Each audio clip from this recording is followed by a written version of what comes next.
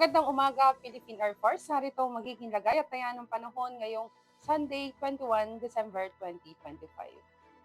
Sa kasalukuyan, naasahan natin ang patuloy na pag-iral ng Northeast Monsoon o hanging amihan, partikular na apektado pa rin ito ang extreme northern Luzon. Samantalang sa ibang nalalabing bahagi ng ating bansa, aasahan naman natin ang patuloy na pag-iral ng easterlies o mainit na hanging nagbumula sa dagat Pasipiko.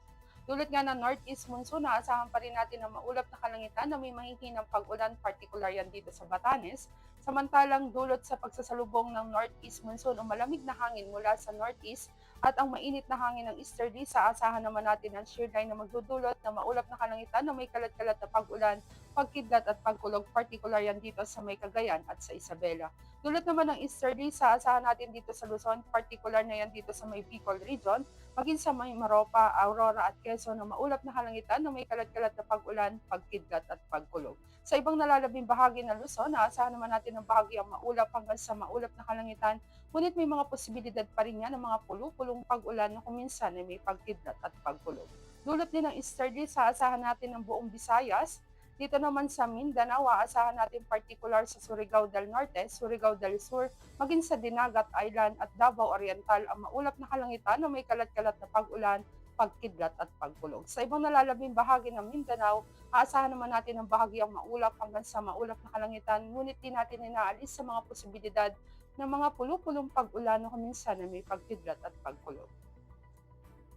At para naman sa flight level wind chart, aasahan natin at 2,500 feet and 5,000 feet flight level. Aasahan pa rin natin dito sa may northern Luzon ang malakas na bugso ng hangin mula sa northeast o northeast monsoon na umaabot nga dito sa northern Luzon ng 15 to 25 knots. Dito naman sa ibang nalalabing bahagi ng Luzon, maging sa Kabisayan at northern portion ng Mindanao, aasahan naman natin ang hangin mula sa silangan o sa easterlies kung saan naasahan nating umaabot ito ng 10 to 15 knots. Sa southern portion naman ng Mindanao, aasahan naman natin ang mas lighter o mas mahinang epekto ng hangin mula sa easterlies na umaabot ng 10 knots.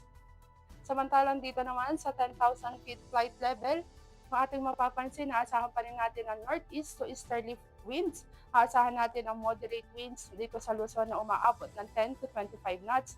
At dito naman sa Mindanao, maging sa Visayas, asahan naman natin ang light to moderate winds na umaabot ng 10 knots. Dito naman sa 18,000 feet flight level, kung ating mapapansin, variable ang hangin, light to moderate na umaabot ng 5 to 20 knots. At para sa magiging impact sa flying operation, naasahan nga natin particular dito sa Northern Luzon, ang malalakas na bugso pa rin ng hangin mula sa hanging amihan o sa northeast, at aasahan din natin ang mga turbulence at particular nga ang mountain waves dito sa mga mountainous areas. Ang magiging impact nito sa flying operation, naasahan din natin ang moderate to high gusty winds, ang malalakas pa rin na bugso ng hangin.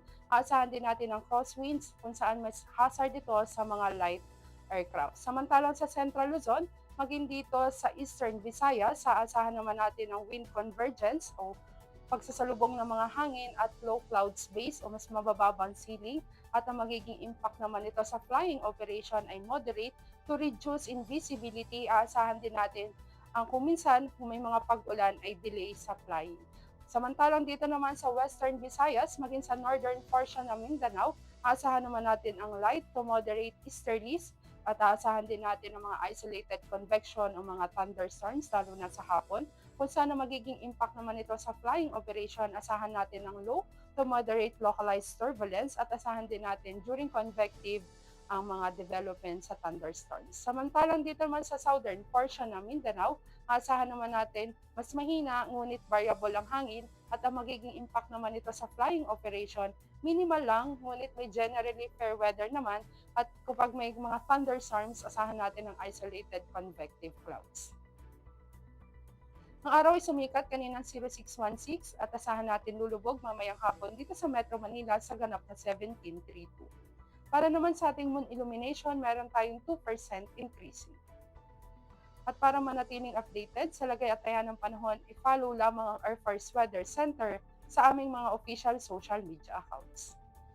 At sa ngalan ng aming commanding officer na si Colonel Alvin John Cugador, Philippine Air Force General Staff Corps, I'm Staff Sergeant Jessa C. Cuenca, Weather Broadcaster ng Air Force Weather Center. Muli magandang umaga, Philippine Air Force.